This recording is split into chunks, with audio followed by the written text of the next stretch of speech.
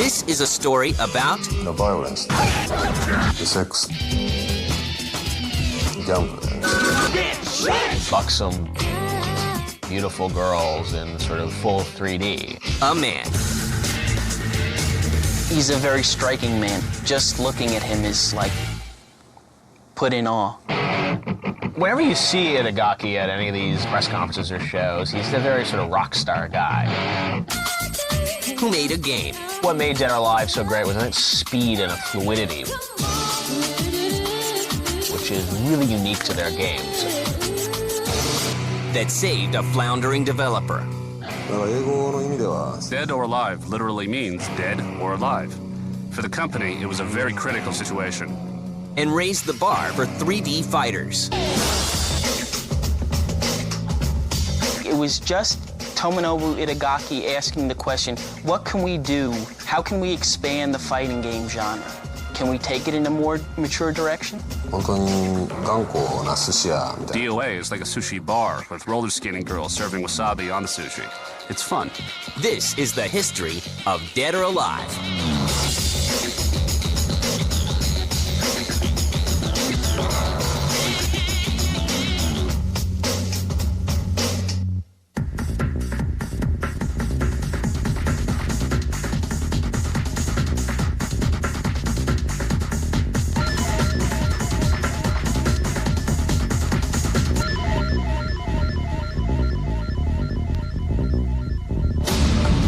While growing up in Japan, Tomonobu Itagaki knows exactly what he wants to do when he grows up. Well, like everybody else, I entered the game industry because I wanted to make video games. His wish comes true in 1992. I had no idea which company would be good for me, so I didn't care if I worked for Tecmo or Sega. And Tecmo was located close to where I lived, so that's why I chose Tecmo. Its big American hit was Tecmo Bowl for the NES. Ready, down, put. And that was just a simply brilliant football game. And it was surprising because it came from a Japanese company. I worked as a graphic programmer for the Super Famicom in my early days at Tecmo. Itagaki's first project is Tecmo Super Bowl for the Super Nintendo. As he climbs the corporate ladder at Tecmo, a new innovation in fighting games shows up in arcades. The big development in fighting games in the early 90s was moving to 3D. The early pioneers in 3D fighting games, you have to speak about Yu Suzuki and the Virtua Fighter series. Just when that came out in the arcades, it was astounding. People had been used to fighting in 2 dimensions, moving back and forth and maybe jumping over one another, but not actually moving in 3 dimensions. But while arcade fighting games are going through a minor renaissance, Tecmo is facing troubled times. Tecmo was not in great shape. They had a lot of deficits for 2 years. So in terms of business, if the company had 3 years of consecutive deficits, it would have been very critical. The up-and-coming developer makes a bold move. I made a deal with the current president, Mr. Nakamura, to start a project. I made a promise to him that I would make a game that would sell. And for this struggling company, it's their last chance. So, Dead or Alive literally means dead or alive. For the company, it was a very critical situation. That's how he came up with the title. Itagaki wants his game to stand out in the crowd. I liked Virtua Fighter, but if I used different ideas to describe it, I would say it's an old traditional sushi restaurant. And on the contrary, DOA is like a sushi bar with roller skating girls serving wasabi on the sushi. It's fun. For the beginner, fighting games were not easy. So that's why when designing Dead or Alive, we tried to simplify such aspects of the game as much as possible. One new idea is the danger zone. The danger zone is kind of like a joker when you're gambling and playing cards. Before a danger zone, there was a notion that fighters were fighting inside a ring, and maybe if they went outside that ring, they would lose the match. We wanted to add something entertaining and spice up the fighting game genre. That's why we created the Danger Zone. But now, with Dead or Alive 1, a danger zone was activated, where if you entered that zone, you would take damage. It made fighting more strategic. You're limited in your space, and if you go outside that space, you're not going to lose the match, but you're going to jeopardize your position. Another element that separates Dead or Alive from the other 3D fighters is a little provocative. The first Dead or Alive game featured the first movable breasts in video gaming. At times, it would be like almost like you were watching a Skinamax movie. Well, I think entertainment needs sexuality and violence. So if entertainment lacks sexual elements, then it's entertainment no more. Ironically, Dead or Alive is developed for the same Model 2 arcade hardware that powers Sega's Virtua Fighter 2. However, Sega is not involved with the development of the game. I had an EO lunch once with Yu Suzuki. That's the only relationship I've had with Sega. I have never received any programming resources from the company. In November 1996, Dead or Alive ships out to arcades around the world. Tecmo holds its breath and puts its faith into the girls of DOA.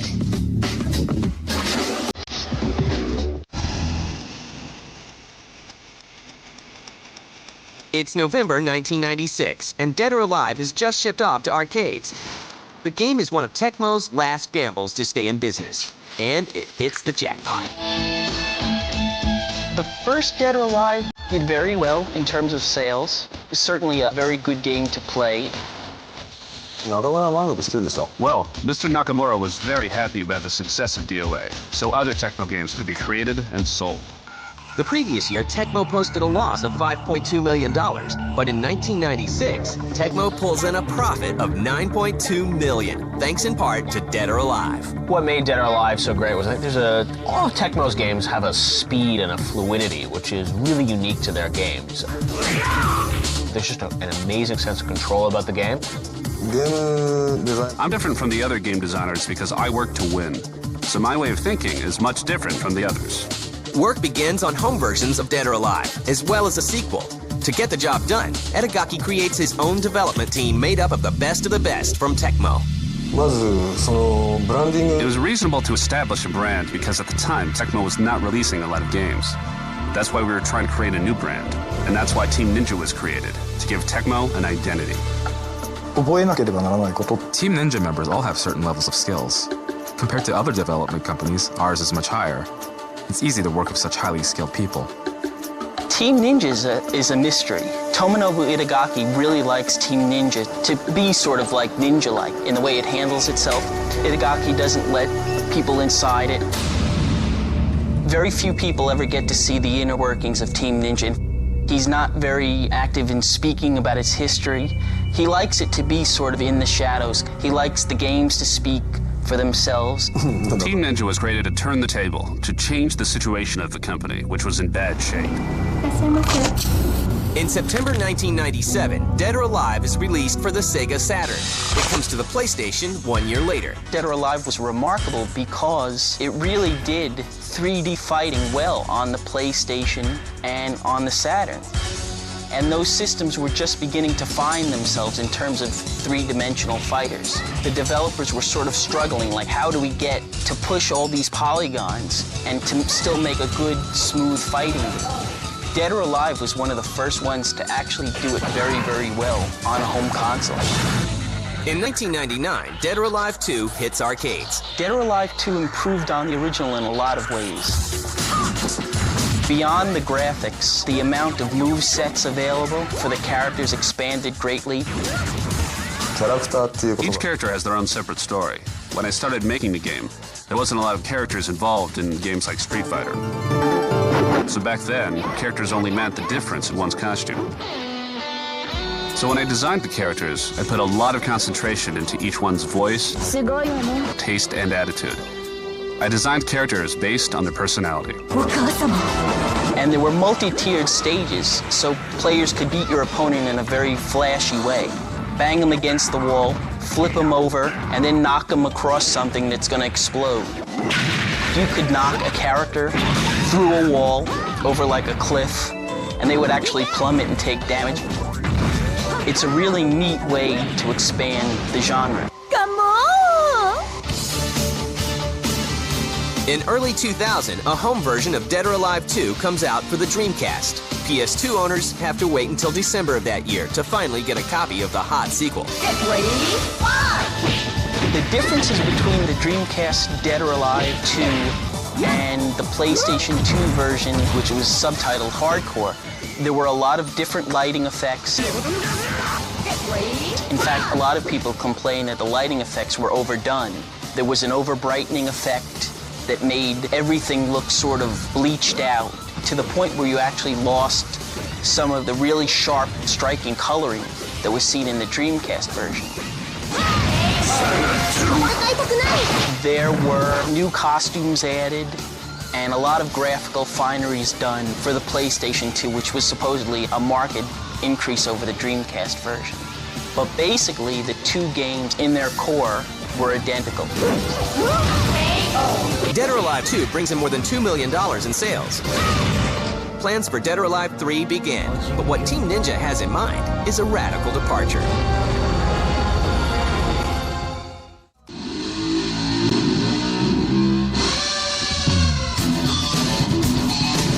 By 2001, the Dead or Alive series is in the same league as other 3D fighting classics, such as Virtua Fighter and Tekken.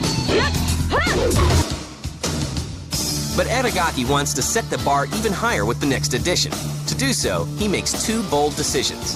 The first is to skip creating an arcade version of Dead or Alive 3. だってアメリカにもうアーケー In ド the American market, even though you can still find arcades, it's pretty dead, so it's useless to provide arcade games for them. It's the same situation in Japan, so it's useless to provide arcade games for them as well. The second is to develop the new game exclusively for Microsoft's new console, the Xbox. 多分一番その One of the most important reasons why we developed DOA3 exclusively on the Xbox was that we could concentrate on just making the game. プレイステーション2で In the case of the PlayStation 2, when we want to realize an idea, we can't concentrate on just making a game. It involves preparing a specific library just for our ideas. That's too troublesome. Working on the Xbox was an ideal situation. We could concentrate solely on making the game. Fan reaction to the Dead or Alive series going on Xbox was certainly mixed. Tomonobu Itagaki made a conscious decision to take Dead or Alive to Xbox. A lot of fans were disappointed by that, but a lot of Xbox fans were ecstatic. It's a very good series, and it's now exclusive to Xbox. まずなんでね Xbox にしたのか I didn't think choosing to develop exclusively on the Xbox was a big gamble, because comparing the machine specifications to systems like the PS2, Xbox was much higher. I make my games to win.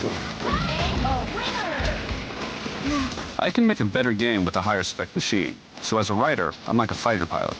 The PS2 is like a Zero fighter, while the Xbox is like a Hellcat. I had confidence to win with the Xbox, so it was quite easy. In November 2001, Dead or Alive 3 comes out exclusively for the Xbox, and gamers are floored by the new title. It was a great game, great fighting game. And, you know, people really liked the idea of having this sort of fantastic fighting game that showed off the power of the Xbox. Without Dead or Alive 3, I think the Xbox would have had trouble porting a lot of the hardcore fans who absolutely need a great fighting game on their gaming system. Dead or Alive 3 did very well on Xbox. It was a launch title. Tomonobu Itagaki and Team Ninja got the graphics spot on. They showed the world exactly what the Xbox could do. He expanded on the notion of multi-tiered stages. Not only could you knock somebody off a platform, say, but you could knock them off a huge platform, and they would go through a floor and bounce down.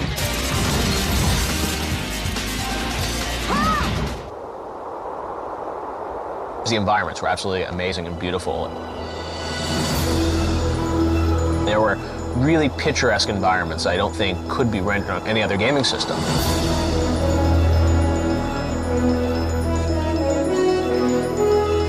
And for a company like Microsoft with the Xbox, their goal was to really try and, you know, find games that would show why the Xbox is a better system than the PlayStation 2. And Dead or Alive is one of the only games, I think, that really sort of showed the power of X, as they say. Both Microsoft and Tecmo win big. Only 5 months after its release, Dead or Alive 3 sells more than 1 million copies worldwide. Already, Itagaki has plans for another addition to his growing franchise, but what he has in mind is a little different.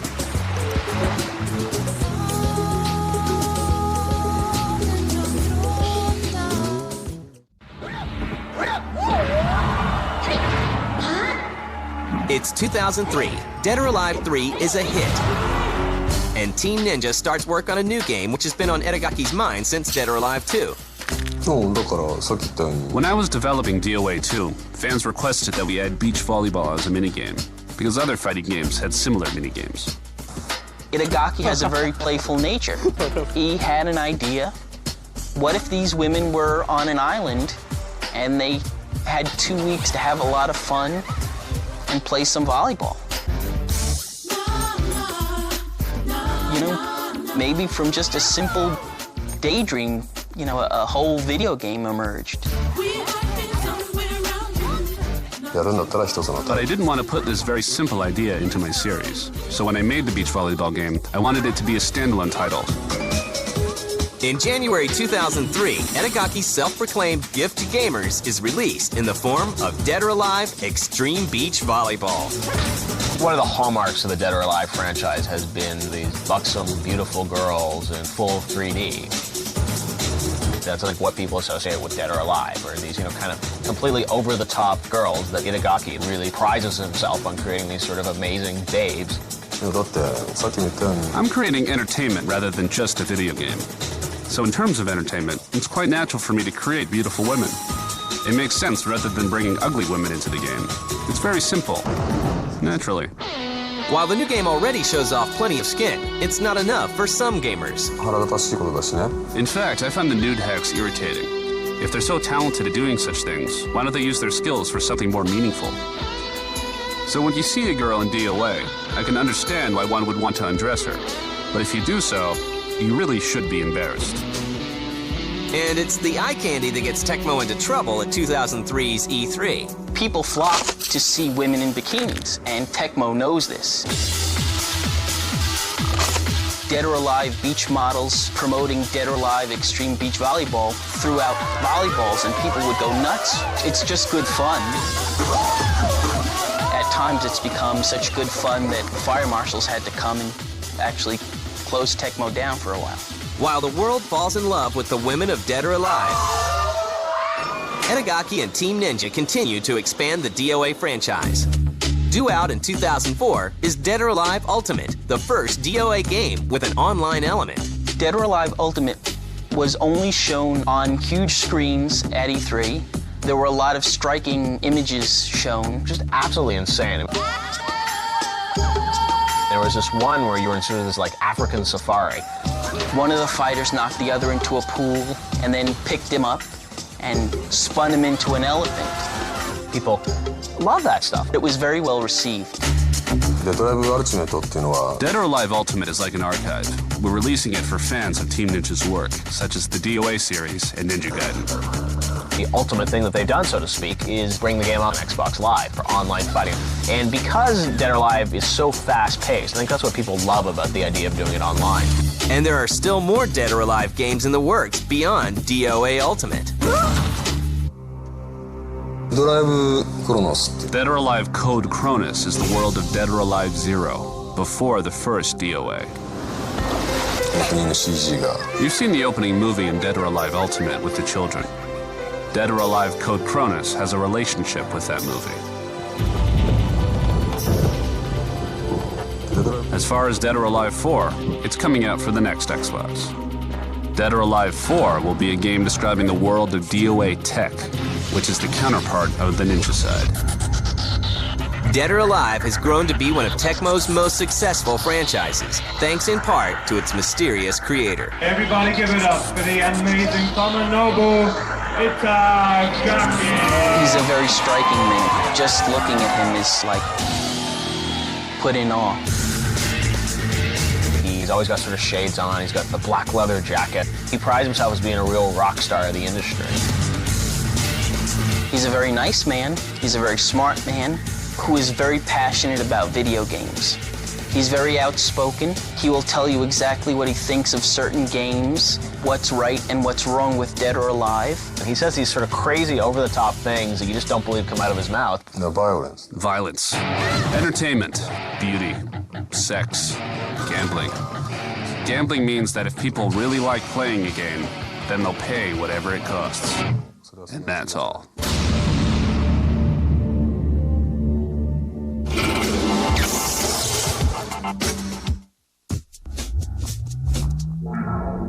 The hottest gear. The latest gadgets. All the things you need. And some you might not. Join Diane Mazzotta as Filter gets the lowdown on all the high tech at the Consumer Electronics Show, Monday night at 10.